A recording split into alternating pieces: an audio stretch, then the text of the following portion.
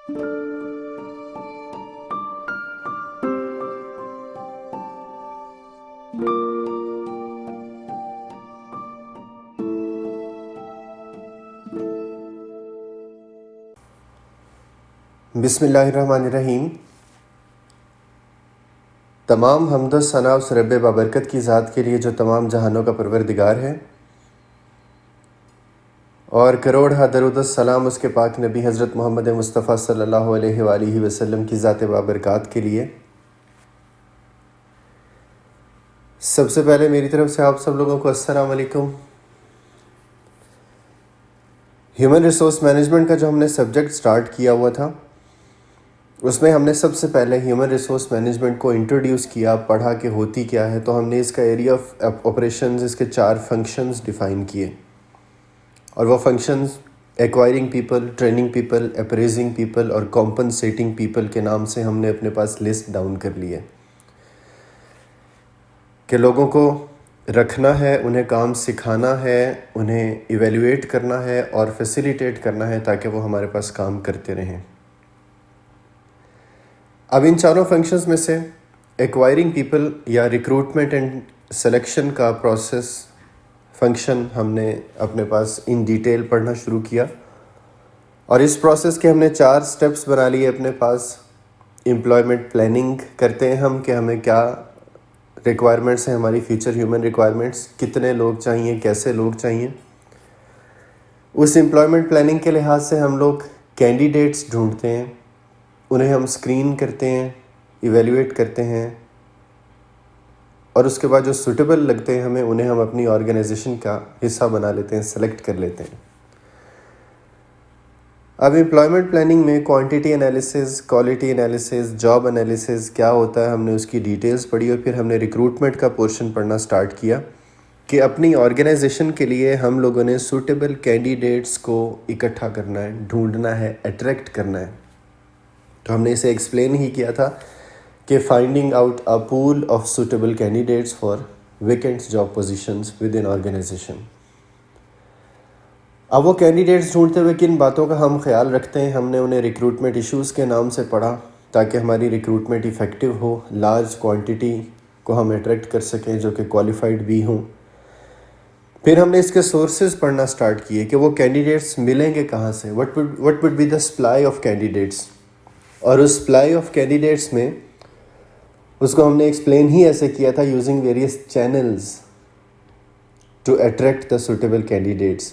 और चैनल्स को हमने अपनी आसानी के लिए 2 हिस्सों में तकसीम कर लिया कि अगर हमारी प्रेफरेंस ये है कि वेकेंट पोजीशन के ऊपर अप्लाई करने के लिए हमारे एम्प्लॉयज़ ही उस पोजीशन के लिए अप्लाई करें, या हम बाहर से लोगों को अट्रैक्ट करना चाह रहे हैं, तो अगर हमारे एम्प्लॉयज़ ही हमारी प्रेफरेंस है तो हमने इस सोर्स का नाम ही रख दिया था इंटरनल सोर्सेज ऑफ कैंडिडेट्स। और इंटरनल सोर्सेज ऑफ कैंडिडेट्स में हमने 3 सोर्सेज को इन डिटेल डिस्कस किया कि हम लोग अपने एम्प्लॉयज़ को अवेयरनेस देने के लिए जॉब पोस्टिंग्स कर सकते हैं, जिनकी terms and conditions, terms of service हमारे साथ ख़त्म हो गई हैं, उनको अट्रैक्ट करने के लिए उन्हें हम रीहायर कर सकते हैं। हमने उसके डिफरेंट ऑप्शंस पढ़े।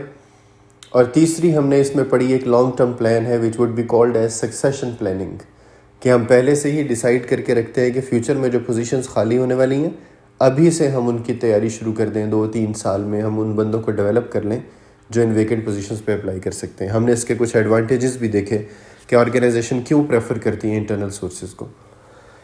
अब दूसरा इंपॉर्टेंट सोर्स, दूसरी फ़िलॉसफी, कि अगर हम आउटसाइड ऑर्गेनाइजेशन कुछ लोगों को अट्रैक्ट करना चाह रहे हैं तो उसके लिए जो भी हम सोर्स इस्तेमाल करेंगे वो सोर्स कहलाएगा एक्सटर्नल सोर्स। तो आज हम एक्सटर्नल सोर्सेज की डिटेल्स पढ़ेंगे। सबसे पहली चीज़, आपने एक्सटर्नल सोर्सेज को याद रखना है, इसकी डेफिनेशन अपने पास नोट रखनी है आपने इस तरह से कि हम इसको डिफ़ाइन ही इस तरह से करते हैं, फाइंडिंग और attracting the suitable candidates for the organization from outside the firm और from within the individuals who have not worked with the organization in past, कि उन लोगों में से सूटेबल कैंडिडेट्स को अट्रैक्ट करना जिन्होंने हमारे पास पास्ट में काम नहीं किया, जो हमारी ऑर्गेनाइजेशन का हिस्सा ना है ना कभी रहे हैं। तो एक्सटर्नल सोर्सेज कंपनी की प्रेफरेंस उस सूरत में होती है whenever an organisation wants to have fresh minds and develop them according to their own requirements, क्योंकि पॉसिबिलिटी है कि जो लोग काफ़ी अरसे से हमारे पास काम कर रहे हैं उनका एक माइंडसेट बन जाए और उस माइंडसेट को चेंज करना हमारे लिए मुश्किल हो। तो अक्सर ऑर्गेनाइजेशंस प्रेफर ही इस चीज़ को करती हैं कि हम फ्रेश माइंड्स को लें और उन्हें अपने हिसाब से डेवलप कर लें, या अगर उनके पास इंटरनली कोई इतना क्वालिफाइड नहीं है तो वो बाहर से ले सकते हैं। अच्छा, जब एक्सटर्नल सोर्सेज की बात आती है तो आपके सामने लिस्ट डाउन कर दी है मैंने एक्सटर्नल सोर्सेज। हम इन सब सोर्सेज को बारी बारी डिस्कस करेंगे। सबसे पहला, सबसे मोस्ट वाइडली यूज्ड मेथड, तकरीबन तमाम ऑर्गेनाइजेशन इसे यूज़ करती हैं, वो है एडवर्टीज़मेंट्स, जॉब एडवर्टीज़मेंट्स। अब ये जो जॉब एडवर्टीज़मेंट है इसको हम डिफ़ाइन ही ऐसे करते हैं, एज अ डेफिनेशन आपने इसका अपने पास नोट रखना है। मार्केटिंग में जो आपने एडवर्टीज़मेंट पढ़ी हुई है, हम उसी को जॉब के पॉइंट ऑफ व्यू से थोड़ा सा मॉडिफाई कर लेंगे। तो आपने अपने पास नोट रखनी है जॉब एडवर्टीज़मेंट की डेफिनेशन कि it is a large form of paid publicity where availability of job position is announced to attract large number of suitable candidates. हमने वही बातें इसमें रिपीट की हैं, सिर्फ हमने इसमें जॉब का और कैंडिडेट्स का जिक्र किया है कि एक लार्ज फॉर्म ऑफ कम्युनिकेशन है, पब्लिसिटी है लेकिन पेड फॉर्म है, और हम मुख्तलिफ ज़राए से उन लोगों तक इंफॉर्मेशन पहुंचाने की कोशिश करते हैं जिनको हम अट्रैक्ट करना चाह रहे हैं। अब एडवर्टीज़मेंट जो चूँकि मोस्ट वाइडली यूज्ड मेथड है, तो दो ऐसी बातें हैं एडवर्टीज़मेंट के दौरान में जिनका बीइंग एन HR मैनेजर आपने ख्याल रखना है। वो दोनों बातें कौन सी हैं? आपके सामने लिखी भी आ रही हैं। आपने इन दोनों बातों को इसी तरह से एक्सप्लेन करना है विद एग्जांपल अपने पास। पहली चीज़ है सिलेक्शन ऑफ मीडिया और दूसरी है कंस्ट्रक्शन ऑफ जॉब एड्स। अब ये सिलेक्शन ऑफ मीडिया, हम सब जानते हैं कि हमारे पास मीडिया या चैनल ऑफ कम्युनिकेशन मुख्तलिफ तरह के हो सकते हैं। हम अपनी आसानी के लिए उन्हें दो हिस्सों में तकसीम करते हैं, प्रिंट मीडिया, इलेक्ट्रॉनिक मीडिया। आजकल सोशल मीडिया भी बहुत ज़्यादा आम है। अब प्रिंट मीडिया, इलेक्ट्रॉनिक मीडिया में से हर वो फॉर्म जो हमारे पास प्रिंटेड अवेलेबल है, जैसे कि न्यूज़पेपर है, ब्रोशर्स हैं, बिलबोर्ड्स हैं, ये हमारे पास प्रिंट मीडिया। या वो मीडिया जो हमारे पास टेलीविज़न की फॉर्म में, इंटरनेट की फॉर्म में, रेडियो की फॉर्म में, वॉइस की फॉर्म में अवेलेबल है, वो हमारे पास क्या है? Electronic media. तो सिलेक्शन ऑफ मीडिया से मुराद ये है कि the HR managers should be careful to select the most suitable channel through which information may be conveyed to the target audience. कि हमने जिस तरह के लोगों को हायर करना है, जिन लोगों को हम भर्ती करना चाह रहे हैं, हम लोग उनके हिसाब से मीडिया सेलेक्ट करें कि वो लोग सबसे ज़्यादा कौन सा मीडिया यूज़ करते हैं, ताकि हम एग्जैक्टली उन ऑडियंस तक अपनी आवाज़ पहुंचा सकें, अवेलेबिलिटी ऑफ जॉब्स पहुंचा सकें जिनको हम उस जॉब के लिए अट्रैक्ट करना चाह रहे हैं। अब ये तो हो गई हमारे पास सिलेक्शन ऑफ मीडिया कि media should be most suitable according to the audience. दूसरी चीज़, कंस्ट्रक्शन ऑफ जॉब एडवर्टीज़मेंट्स। जब जॉब एडवर्टीज़मेंट्स की बात आती है, मार्केटिंग में जॉब एड्स बनाने के लिए एक 4 स्टेप प्लान फॉलो होता है which is called AIDA plan, AIDA plan. आपके सामने ये लिखा भी आ रहा है, नोट भी कर सकते हो आप इसको अपने पास। ये AIDA plan abbreviation, A stands for attention, I stands for interest, D stands for desire and A stands for action। जब भी ये 4 स्टेप प्लान फॉलो करके हम एडवर्टीजमेंट्स बनाते हैं कहीं पे भी, तो those would be considered as most effective ads. अब हम इसका जिक्र करेंगे, इसी का एग्जांपल लेंगे HR के पॉइंट ऑफ व्यू से। अब HR के पॉइंट ऑफ व्यू से फ़र्ज़ करो आप अखबार खोलते हो और न्यूज़पेपर खोलते ही सबसे पहले हमारी नज़र उस तरफ जाएगी जहाँ पे कुछ कलर में लिखा होगा या डिफरेंट फॉन्ट में लिखा होगा। ये कुछ कलर में लिखना या डिफरेंट फॉन्ट में लिखना या डिफरेंट तरह का डिज़ाइन होना क्या है? अटेंशन ग्रैब की है। तो ये जो AIDA प्लान में सबसे पहला वर्ड है अटेंशन। इस अटेंशन से मुराद ही ये है कि using specific technique to grab the attention of the audience. ये स्पेसिफिक टेक्निक में वर्डिंग भी हो सकती है, कलर स्कीम्स भी हो सकती हैं, डिज़ाइंस भी हो सकते हैं, और अगर हम electronic media, social media use कर रहे हैं, एनिमेशंस हो सकती हैं, साउंड्स हो सकती हैं, म्यूज़िकल थीम्स हो सकती हैं। ये सब की सब चीज़ें ऑर्गेनाइजेशन इस्तेमाल करती हैं। क्यों? To make ads more attentive, ताकि वो आपकी अटेंशन लें। अब अटेंशन तो ले ली, जो डिफरेंट डिज़ाइन में या डिफरेंट फॉन्ट में लिखा हुआ है उसकी तरफ हमारी नज़र चली गई। अब हम उसको पढ़ना शुरू करते हैं। पढ़ना शुरू करते हैं तो उसमें क्रिएट करना है इंटरेस्ट। AIDA प्लान में दूसरा स्टेप इंटरेस्ट। इंटरेस्ट क्रिएट करने के लिए ऑर्गेनाइजेशन हाईलाइट करती हैं उस जॉब के फीचर्स। मसलन the work of confidentiality, responsibility. अब जिसको कॉन्फिडेंशियलिटी, रिस्पॉन्सिबिलिटी वाले काम करने का शौक है उसका इंटरेस्ट डेवलप होगा। लिख सकती हैं एक्सटेंसिव ट्रैवलिंग, जिसका ट्रैवलिंग का शौक है उसको उस जॉब में इंटरेस्ट डेवलप होगा। उसमें लिखा जा सकता है मीटिंग विद डिफरेंट पीपल, जिसको लोगों से मिलने जुलने का, कम्युनिकेट करने का शौक है, उसमें उसका इंटरेस्ट डेवलप होगा। तो ऑर्गेनाइजेशंस क्या करती हैं? इंटरेस्ट डेवलप करने के लिए हाईलाइट करती हैं जॉब के फीचर्स। हम इसको कह सकते हैं it is a process where the job features are highlighted so that people may be interested in that job. अब उनका इंटरेस्ट जो उस जॉब के फीचर्स को देख के डेवलप हो रहा है ना, उस इंटरेस्ट को हमने कन्वर्ट करना है डिज़ायर में। ये जो थर्ड इसका स्टेप है AIDA प्लान का, वो है डिज़ायर। और डिज़ायर में कन्वर्ट करने के लिए क्या करते हैं ऑर्गेनाइजेशन? उस जॉब के बेनिफिट्स को हाईलाइट करती हैं। बेनिफिट्स मसलन सैलरी पैकेज अच्छा होगा, कंपनी मेंटेन ट्रांसपोर्ट होगी, आपको कम्युनिकेशन सारी की सारी कंपनी के ख़र्चे पे होगी, टेलीफोन और इस तरह की फैसिलिटीज़ मिलेंगी। अब जब भी इस तरह की फैसिलिटीज़ या बेनिफिट्स को हाईलाइट कर रहे हैं, मेडिकल और इंश्योरेंस आपकी कंपनी करवाएगी, ये सब की सब चीज़ों को हाईलाइट करने का मकसद क्या है? ताकि जिस बंदे का उसमें इंटरेस्ट डेवलप हुआ है, that interest would be converted into a desire to apply for the job. अब जब उसकी डिज़ायर उस जॉब में अप्लाई करने के लिए हाईलाइट हो रही है, तो अब हमने उसको परसू करना है एक्शन के लिए। ये जो लास्ट A है AIDA प्लान में, इट स्टैंड्स फॉर एक्शन। और एक्शन क्या है? To apply for the job. और जॉब के लिए अप्लाई करने के लिए कंपनीज क्या करती हैं? एंड पे अपनी कॉन्टैक्ट डिटेल्स देती हैं। हम इसको कह सकते हैं it is providing the contact details so that candidates may reach to the organisation. ये मे रीच का मतलब ये नहीं है कि मुंह उठा के आ जाएं। इसका मतलब ये है टेलीफोन नंबर हो सकता है, ईमेल आईडी हो सकता है, PO बॉक्स नंबर हो सकता है, कोई भी इस तरह का लिंक हो सकता है जिसके थ्रू वो अपना CV, अपना बायोडाटा ऑर्गेनाइजेशन तक पहुंचा सकें। अब ये AIDA प्लान अगर हम फॉलो करेंगे जॉब एड्स को कंस्ट्रक्ट करने के लिए, तो ही वो जॉब एड्स कहलाएंगी कि these are complete and comprehensive job advertisements. ये हमारे पास हो गया सबसे पहला सोर्स, जॉब एडवर्टीजमेंट। दूसरा इंपॉर्टेंट सोर्स जो ऑर्गेनाइजेशन इस्तेमाल कर सकती हैं वो है हमारे पास रेफरल्स। अब रेफरल्स, जिसको हम रेफरेंस कह सकते हैं, हमारे यहाँ पे एक नेगेटिव कॉनोटेशन इसके साथ जुड़ी हुई है, सिफारिश पे रखा हुआ है।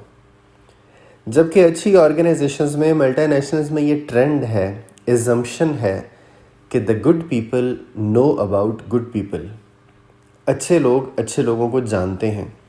तो ऑर्गेनाइजेशंस बतौर ख़ास अपनी बहुत सारी जॉब एडवर्टीज़मेंट की और स्क्रीनिंग की कॉस्ट बचाने के लिए, अगर उनके पास कोई अच्छा एम्प्लॉय है तो उससे कहते हैं कि किसी अच्छे एम्प्लॉय को रेफ़र करना। और यहाँ तक भी ऑफ़र करते हैं कि अगर उनका रेफर्ड बंदा कंपनी को, ये नहीं कि रेफ़र कर दिया तो रखना ही रखना है, नहीं, कंपनी उसको खुद से स्क्रीनिंग करती है, टेस्ट इंटरव्यू लेते हैं, इन्वेस्टिगेशंस करते हैं देखने के लिए कि ठीक बंदा रेफ़र किया या नहीं। और अगर वो रेफर्ड बंदा उनको सूटेबल लगता है, काम का लगता है, तो वही ऑर्गेनाइजेशन उस बंदे को भी कमीशन देते हैं जिन्होंने उसको रेफ़र किया था। मसलन कोई बहुत अच्छा इंजीनियर है, उससे वो डिज़ाइनिंग करवाते हैं अपनी। अब उस इंजीनियर से डिज़ाइनिंग करवाते हैं, सारा का सारा काम वो देख रहा है, तो उससे कहते हैं यार अगर आपके ज़हन में कोई और अच्छा इंजीनियर हो तो उसे रेफ़र करना। अब वो जिन 2-3 लोगों को रेफ़र करेगा, अगर उनमें से वो कंपनी को काम का लगा, उसको रखते हैं, तो इसकी पे में भी इंक्रीज़ कर देते हैं कि यार आपने हमें इतना काम का बंदा दिया, ताकि नेक्स्ट टाइम ज़रूरत पड़े तो दोबारा से ये अच्छा बंदा दे। तो हम कह सकते हैं कि ये जो सोर्स हम इस्तेमाल कर रहे हैं रेफरल्स, इससे मुराद ही ये है कि various candidates who are recommended और suggested by the current employees of the organization under the assumption that quality people refer quality people. Next हमारे पास जो सोर्स ऑर्गेनाइजेशन इस्तेमाल कर सकती हैं वो है वॉक इन्स। वॉक इन्स का मतलब अंदर चले आना। अब वॉक इन्स या चले आना का मतलब क्या है, पहले एक छोटी सी मिसाल जिससे हमें वॉक इन समझ आ जाएगा। फर्स्ट करो हम में से 2-3 दोस्त किसी जगह जा रहे थे खाना वगैरह खाने के लिए शाम को, तो एक एकेडमी का बोर्ड नज़र आया। एकेडमी का बोर्ड नज़र आया तो एक दूसरे से मशवरा किया कि यार शाम को फारिग होते हैं, क्यों ना यहाँ पे एक लेक्चर पढ़ा लें, ट्यूशन पढ़ा लें, ताकि थोड़ा ख़र्चा बन जाया करे, घर वालों पे बोझ कम हो जाएगा। तो क्या किया, अगले दिन सब अपना CV लेके आए और उस एकेडमी के प्रिंसिपल से मिले और प्रिंसिपल से मिलकर उनको कहा कि सर हम लोग MCOM कर रहे हैं, मास्टर्स कर रहे हैं, MBA के स्टूडेंट्स हैं, ऑनर्स कंप्लीट होने वाला है हमारा, जो भी डिग्री हम कर रहे हैं, हम लोग चाह रहे हैं कि शाम को यहाँ पढ़ा लें ताकि हमारा भी रिफ़्रेश हो जाए और को थोड़ा सपोर्ट भी हो जाए। तो आप हमारे CVs रख लें, अगर ज़रूरत पड़े तो हमें बुला लीजिएगा। अब देखो उस एकेडमी ने अखबार में ऐड नहीं दी थी, उनको बंदों की ज़रूरत नहीं है, फ्यूचर में पढ़ सकती है, तो आप जाते जाते वहाँ पे अप्लाई कर गए हो। You are considered to be walk ins for that organisation, for that academy. आजकल हमारे पास इसकी मोस्ट लेटेस्ट फॉर्म ये अवेलेबल है कि तकरीबन तमाम ऑर्गेनाइजेशंस, अच्छी ऑर्गेनाइजेशंस ने अपनी वेबसाइट बना के उसके ऊपर कैरियर्स का एक टैब लगाया हुआ है। अब जब जैसे ही आप कैरियर्स के लिंक पे क्लिक करते हो तो एक फॉर्म ओपन होता है जिसमें वो आपका पर्सनल बायोडाटा पूछते हैं, क्वालिफिकेशंस पूछते हैं, एक्सपीरियंस स्किल्स पूछते हैं, कॉन्टैक्ट पूछते हैं और आप सबमिट पे क्लिक कर देते हो। आप उस कंपनी के लिए वॉक इन बन गए। अब जब भी उस कंपनी को लोगों की ज़रूरत पड़ती है तो बजाय इसके वो अखबार में ऐड दें, एक दूसरे से पूछते फिरें, वो सीधा वॉक इन्स का डाटा निकालते हैं और उसकी स्क्रूटनी करके देख लेते हैं कि इन वॉक इन्स में से कौन ऐसा है जो इस जॉब के लिए सूटेबल है, उसको वो इंटरव्यू के लिए या टेस्ट के लिए कॉल कर लेते हैं। अब ये जो वॉक इन्स हैं इनको हम डिफ़ाइन ही इस तरह से कर सकते हैं कि various candidates who tend to apply for the job through self-interest without any prior invitation and drop their biodata and CV with the organization using personal or electronic sources। ये हमारे पास वॉक-इन्स हो गए। चौथा इम्पॉर्टेंट सोर्स जो organisation इस्तेमाल करती हैं, ख़ास तौर पे जैसे मैंने जिक्र किया था फ्रेश माइंड्स को अट्रैक्ट करने के लिए, वो है कैंपस रिक्रूटिंग। इसके लिए कॉलेज रिक्रूटमेंट या कैंपस रिक्रूटमेंट का लफ्ज़ इस्तेमाल करते हैं कि ख़ास तौर पे जो किसी भी ऑर्गेनाइजेशन के फाइनल ईयर के स्टूडेंट्स हैं, कंपनी के रिप्रेजेंटेटिव विज़िट करते हैं ऑर्गेनाइजेशन में और फाइनल ईयर स्टूडेंट्स को बताते हैं कि हमारे पास क्या क्या फैसिलिटीज़ अवेलेबल है और आप जब भी यहाँ से पास आउट हो तो इन जॉब्स में जो भी इंटरेस्टेड है हमारे पास अप्लाई कर सकता है। अब ये जो कॉलेज रिक्रूटिंग या कैंपस रिक्रूटिंग है, इसको हम डिफाइन ऐसे करते हैं, any specific arrangement where an organisation tends to attract suitable candidates from within the graduating class of any college और यूनिवर्सिटी। और यहाँ पे ग्रेजुएटिंग क्लास से मुराद ही है वो क्लास जो इस साल ग्रेजुएट करेगी, क्योंकि उन्हें नियर फ्यूचर में बंदे चाहिए। वेट नहीं करेंगे कि 4-5 सेमेस्टर के बाद 2 साल के बाद बंदा फारिग होके आए। तो ये जो फ्रेश माइंड्स, फ्रेश स्टूडेंट्स को अट्रैक्ट करने के लिए कैंपसेस से लोगों को अट्रैक्ट करना है, ये कहलाएगा कॉलेज रिक्रूटमेंट या कैंपस रिक्रूटिंग। अब कैंपस रिक्रूटिंग ऑर्गेनाइजेशंस आमतौर पे 3 तरह से करती हैं, आपके सामने लिस्ट डाउन हुआ है। पहला तरीका on campus visit. On campus visit में क्या होता है, ये जो मैंने अभी आपको मिसाल दी ना कि कंपनी के, ऑर्गेनाइजेशन के एग्जीक्यूटिव्स आके यूनिवर्सिटी कैंपस को विजिट कर रहे हैं, ये ऑन कैंपस विजिट है। हम इसको कह सकते हैं the specific arrangement where the representatives of the organisation visit the university campus to attract the students. इसके अपोजिट भी हो सकता है। ये जो दूसरा हमारे पास ऑन कैंपस रिक्रूटिंग का प्रोसीजर लिखा हुआ है कि ऑन साइट विजिट, इसका मतलब ये है कि कंपनी स्टडी टूर के लिए इनवाइट करते हैं। ये जो स्टडी टूर की बेसिक फिलॉसफी है ना, उसमें एक तो ये है ना कि स्टूडेंट सीखें असल में क्या हो रहा है, दूसरी ये भी है कि ऑर्गेनाइजेशन अपनी फैसिलिटीज़ दिखाना चाह रहे होते हैं कि ऐसा हमारा एनवायरनमेंट है ताकि बच्चे अट्रैक्ट हों उनको ज्वाइन करने के लिए। तो ऑन साइट विजिट में होता ही इस तरह से है कि स्टूडेंट्स जाके ऑर्गेनाइजेशन की फैसिलिटीज़, उनका वेयर हाउस, उनका प्रोडक्शन हाउस, उनका सेल्स का सिस्टम, उनके आउटलेट्स सारे के सारे विजिट करते हैं। तो हम कह सकते हैं कि ऑन साइट विजिट से मुराद है any arrangement where students of graduating class are invited by the organisation to visit their site, production houses, warehouses etcetera. और तीसरा इम्पॉर्टेंट मेथड जिसकी फ़िलॉसफी ही है कि ऑर्गेनाइजेशन बाकायदा काम करवाती हैं उन स्टूडेंट से, ताकि स्टूडेंट को पता चल जाए कि किस तरह का लर्निंग इन्वायरमेंट है और कंपनी को पता चल जाए कि किस तरह का बच्चा है, काम करता है, सीखता है या नहीं। अब ये जो बाकायदा किसी ऑर्गेनाइजेशन में थोड़े अरसे के लिए काम करना है, इसकी फ़िलॉसफी तो यही है कि ऑर्गेनाइजेशन उनका आइडिया लेना चाह रही है और वो स्टूडेंट ऑर्गेनाइजेशन का आइडिया लेना चाह रहे हैं। इसको हम कहते हैं इंटर्नशिप। और इंटर्नशिप को हम एक्सप्लेन ही ऐसे करते हैं, it is any specific arrangement where an organisation provides the candidate with an opportunity to work with the organization for a short period of time so that both may be aware about each other। फ़ायदा ये है कि company को उसकी strength and weaknesses का पता चल जाएगा और वो जो स्टूडेंट है उसको ऑर्गेनाइजेशन के एनवायरनमेंट, उसके पॉलिसीज़, उसके प्रोसीजर्स, उसके वर्किंग कंडीशंस का पता चल जाएगा। ये तरीके ऑर्गेनाइजेशन इस्तेमाल करती हैं कैंपस रिक्रूटिंग के लिए। नेक्स्ट जो हमारे पास मेथड है, अगले तीनों के तीनों मेथड, तीन मेथड जो और हैं वो हैं आउटसोर्स।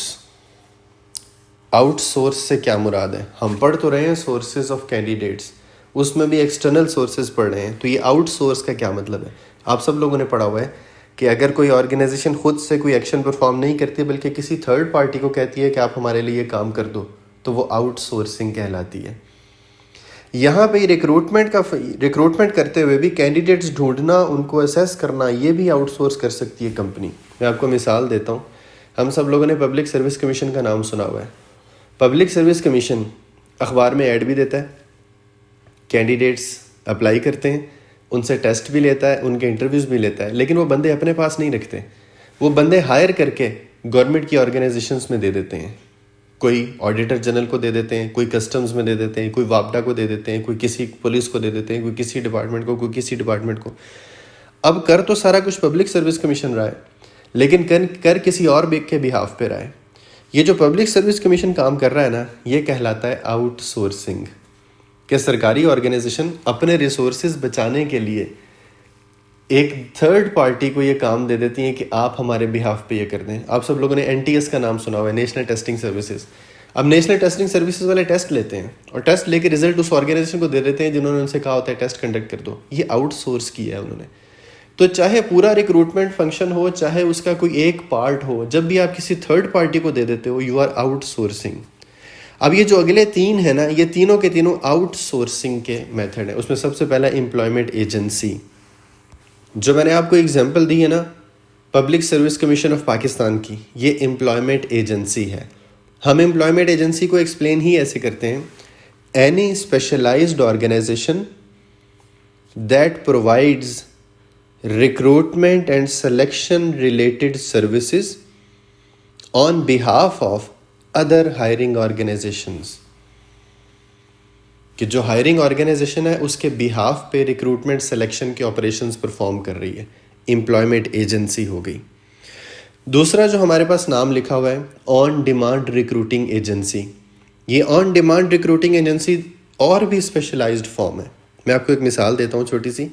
फ़र्ज़ करो हमारी यूनिवर्सिटी ने कुछ बंदे हायर करने हैं, तो ये ख़ुद से ये काम नहीं करते, किसी थर्ड पार्टी से कॉन्टैक्ट करते हैं कि आप हमें बंदे हायर कर दो। अब जिस पार्टी से इन्होंने कॉन्टैक्ट किया ना, वो 2 बंदे दे दिए उन्होंने।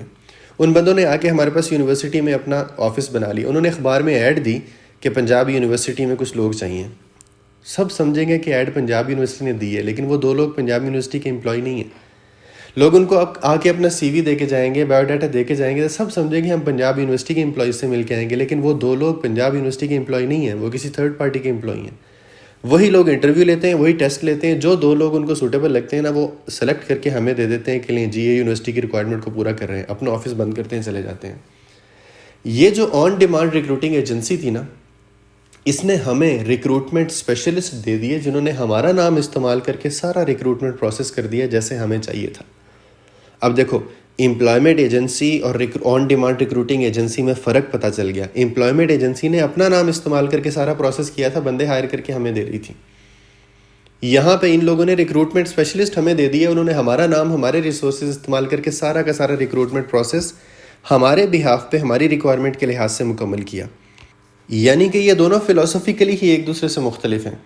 तो ऑन डिमांड रिक्रूटिंग एजेंसी को हम एक्सप्लेन ही ऐसे करते हैं: the specific type of employment agency that provides recruitment and selection experts to other organisation so that they may perform all the recruitment related operations according to the requirements of hiring organization।